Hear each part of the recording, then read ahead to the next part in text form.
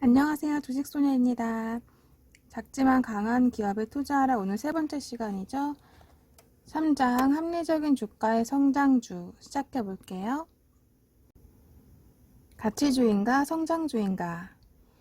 누구도 확실하게 이 문제에 대해 정의 내리지는 못하겠지만 성장주 투자자는 연평균 순이익 증가율이 다른 대부분의 기업보다 최소한 2배 이상 되는 기업에 투자하려는 사람이라고 말할 수 있다. 수치로 말하자면 연간 순이익 증가율이 15% 정도는 되어야 하고 20%라면 금상첨화가 될 것이다. 어느 기업이 수년간에 걸쳐 이 같은 순이익 증가율을 보여준다면 성장주 투자자는 프리미엄을 지불하더라도 기쁜 마음으로 그 주식을 매수할 것이다. 앞으로 5년 이상 순이익이 폭발적으로 늘어날 것이 확실하다면 성장주 투자자들은 아주 너그러운 마음으로 비싼 프리미엄을 지불할 것이다. 성장주 투자자에게는 창창한 미래가 보장되는 한 주가 수익 비율이 얼마나 높은가는 문제가 되지 않는다. 반면 가치주 투자자는 주가 수익 비율이 높으면 일단 기피한다. 혹시 사자밥이 될지도 모를 성장주는 건드리지도 않는다. 구두쇠처럼 보이기도 하고 다른 투자자들이 아예 투자 대상에서 제외한 이류 주식만 찾는 것 같지만 가치주 투자자들은 이것이야말로 훨씬 더 가치 있는 투자라고 생각한다. 이들이 매일 찾기를 바라는 것은 20달러의 가치를 갖고 있는데도 시장에서 10달러에 팔리는 주식이다. 이들은 혼신을 다해 가치의 간극, 즉 그 주식의 내재 가치와 현재 시장에 매겨놓은 가격 간의 차이를 찾아내려고 애쓴다. 가치 투자는 세 가지 단계로 이루어진다. 1단계, 어느 기업의 가치를 평가하고 그 가치가 현재의 주가보다 높은지, 그래서 가치의 간극이 정말로 존재하는지 살펴본다. 기업의 가치를 평가하는 일반적인 방법은 다음 세 가지다. 장부 가치, 현금 흐름으로 환산한 가치, 청산 가치. 기업이 내일 당장 청산하고 자산과 부채를 모두 정리한다면 얻을 수 있는 가치. 2단계, 가치 실현 전략을 세운다. 즉, 시장이 어떤 방식으로 이 기업을 합리적으로 평가할 것이며 이에 따라 주가가 지금 당신만이 알고 있는 진정한 가치까지 오르게 될지 가설을 설정한다. 가치 실현 전략에 필요한 몇 가지 가설을 소개하면 이렇다. 인수합병의 대상이 된다. 적자 사업 부문을 매각한다. 곧 순이익이 증가할 것이다. 다른 투자자들도 이 기업의 밝은 면을 보게 될 것이고 애널리스트들도 성장성을 더 높이 평가할 것이다. 3단계, 주식을 매수한 뒤 가치의 간극이 메워질 때까지 기다린다. 사실 성장주 예찬론자는 기업이 보유한 자산 가치를 별로 중시하지 않는다.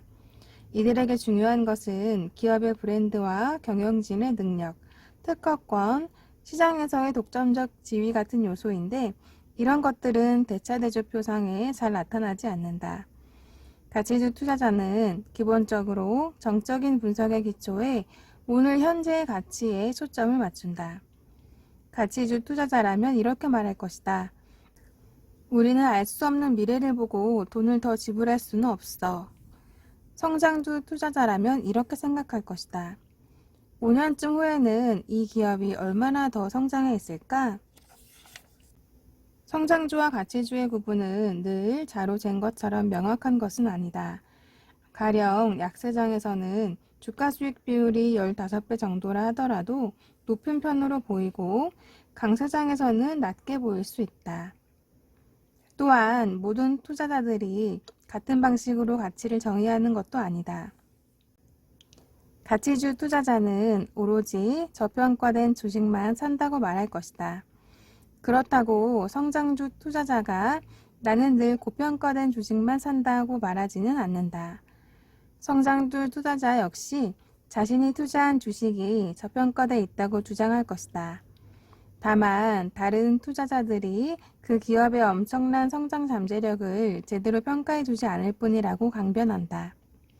성장주 투자자들은 나름대로의 가치평가 모델을 갖고 있어서 장래에 거둬들이게 될 순이익을 감안할 경우 현재 주가는 진정한 가치에 비해 훨씬 낮다고 생각한다.